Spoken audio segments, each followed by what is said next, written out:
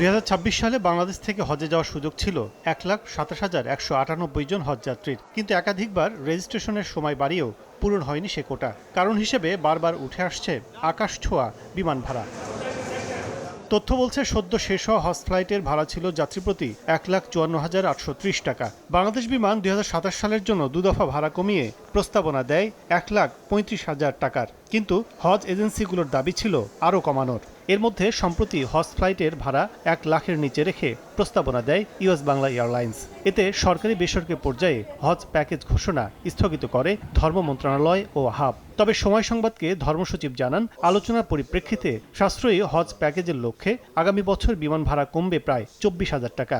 আমাদের হাতে হলো টোটাল খরচের 4 ভাগের 1 ভাগ। বিমান ভাড়াটা কমাতে পারলে কিছু কমে। ওনারা 1,42,000 টাকা চেয়েছিলেন, তারপরে 1,35,000 টাকা তো চিঠি দিয়েছেন, কিন্তু এটা এখনো চূড়ান্ত না।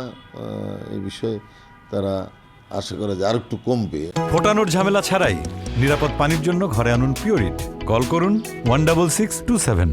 চলতি বছরও কোটার চেয়ে হজ যাত্রী কম ছিল প্রায় 50,000। হজ অ্যাসোসিয়েশন অব বাংলাদেশ হাব বলছে, ভাড়া কমলে পূরণ হবে হজ কোটা। 1,54,000 থেকে যদি কমে যায়, এখানে আমাদের অনেক হাজি বেড়ে যাবে এবং আমাদের কোটা ফিল আপ হবে। শুধু ফ্লাইটের ভাড়া নয়, নিয়ন্ত্রণে আনতে হবে এজেন্সিগুলোর অনিয়ম, বলছেন বিশেষজ্ঞরা।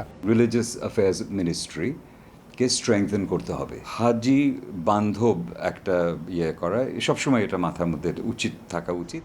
হজ ফ্লাইটের ভাড়া কমার সিদ্ধান্ত স্বস্তি দিলেও সেবার মান বাড়ানোর লক্ষ্যে আগামী বছর সৌদি আরবে হাজিদের অন্যান্য ব্যয় বাড়বে প্রায় 1200 রিয়াল, যা বাংলাদেশি টাকায় প্রায় 40,000 টাকা। কাজল আব্দুল্লাহ, সময় সংবাদ, ঢাকা।